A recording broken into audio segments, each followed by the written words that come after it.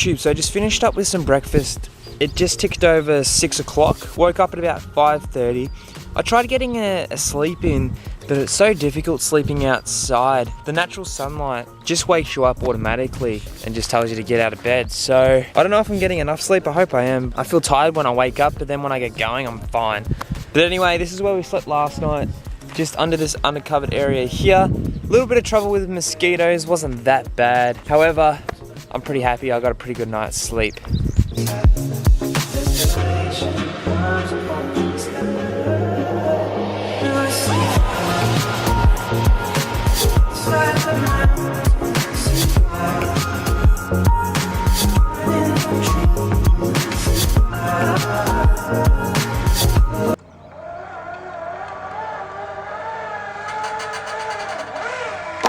We're gonna start rolling out now.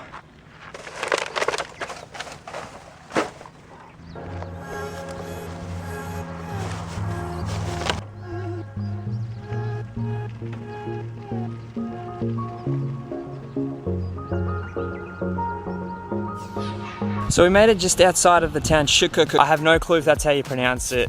I'll drop it down below for reference. These Japanese names are so difficult for me to pronounce. Anyway, we rode maybe 50 to about 55 kilometers yesterday. Yesterday was actually quite a productive riding day, considering we left at 2 p.m. CP helped me with my MacBook and I had to edit a video and stuff, and I didn't get out of Macca's until about 2 p.m. And from 2 p.m.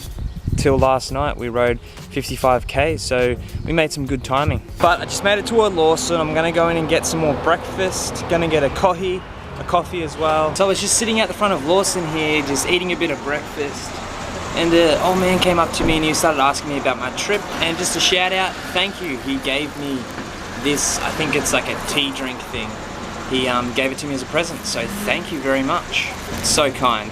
In my opinion, it's people like that who have life sorted. Just the act of kindness and giving, and just the idea of leaving the world in a better situation than what it was when you first came. One person at a time. Even if each and every single one of us just gave a little bit of kindness every day, the world would be such a better place.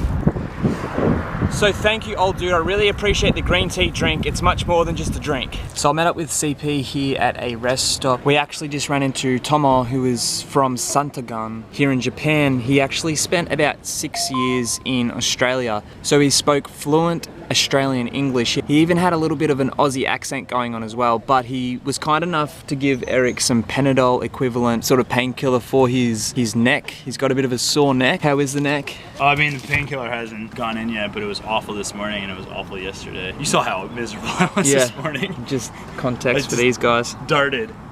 I just got out of there. I left Cody in the dust. Yeah. But he also gave us his Facebook information, so if we have any questions in relation to basically anything in Japan, because for example it's pretty hard to find things in a shopping center because it's all in Japanese, we can just shoot him a message. He granted us that opportunity, so thank you so much, Tomo. It was great to meet you. They actually have a little flea market thing going on today. Today's, I think, Sunday. Flea markets are actually quite popular here in Japan too. Good way to find some really cheap stuff. So I was first accustomed to the Shikoku Henro pilgrim route, which is a route that goes around in circle of the Shikoku Island, visiting 88 temples. The older guy that I met this morning who gave me the green tea drink, he actually told me about the 88 temples, and I've just found a sign here as well which talks further about it. So I'm just going to quickly give you guys a bit of context about this. So this is one of the world's largest circular pilgrimage routes. It covers about 1,400 kilometers. So people will do it for the sake of memorial, or if it's for discipline purposes, for health or redemption. It's a spiritual journey, which is a great way to learn about the culture of the pilgrimage. It's all happening here at this park. Just behind me they have a Lawson, so we've just stocked up on some lunch. We're having our lunch right now. Also there's a band over there cranking out some awesome tunes.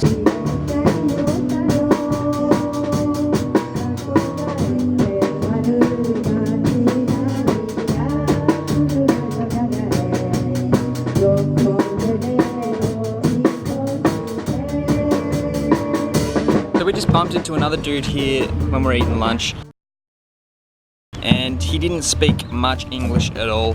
However, he was really intrigued by our adventures and our bike setups and everything. Iwakuni. Kintai Bridge. He was trying to explain how big Australia and the US was compared to Japan.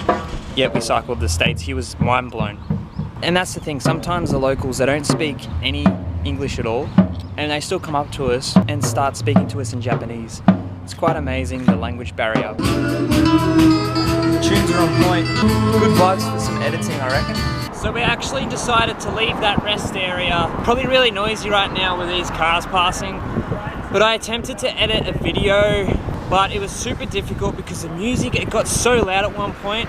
That band was absolutely rocking it, and it was just so distracting for me. So we stopped here at Macca's just to get a bit of editing done for the day. I got my 2 videos done, but why I'm recording is I wanted to share with you guys, I actually forgot my phone. I left it in the toilet in Macca's there. I packed up, I got everything. I rode like probably half a K down the road before realizing that I forgot my phone, and I left it in the dunny. I went back and guess what? Only in Japan. Still there. Japan, we love you. So I have about 46 Ks to go until we get to the next city. Staying on this Route 11 all the way there. All right guys, so I made it back to a park here in the city. We actually ended up riding 85 Ks today, so it's the longest we've ridden for the entire trip. Well, for me personally anyway. We were set up a little bit over here, however, some kids rocked up and they were really rowdy, so we had to move on a bit further back where I am back there. But that's it for today's video, everyone. Thank you for watching. If you're enjoying the content, make sure to give me a thumbs up. Also, drop a comment down below if you have any questions. And I'll see you guys in the next one.